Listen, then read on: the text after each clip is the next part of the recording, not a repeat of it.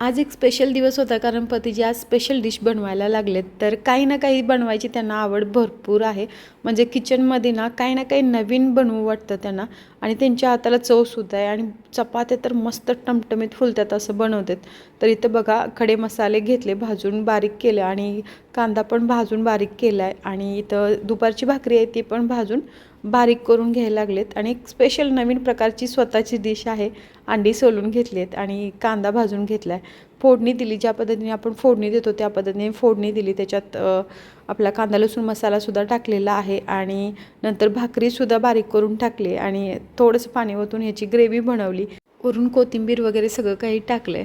बघताच क्षणी खावं असं वाटत होतं. मस्त वास सगळीकडे दरवळत होता आणि सुपरब टेस्ट आहे. मला वाटलीसुद्धा नव्हती की एवढी छान टेस्ट असेल. तर ह्या रेसिपीचं नाव जस्ट विचारलं तर पतीजी म्हटलं की अंडा आणि भाकरीची हेल्दी खिचडी मी बनवलेली आहे.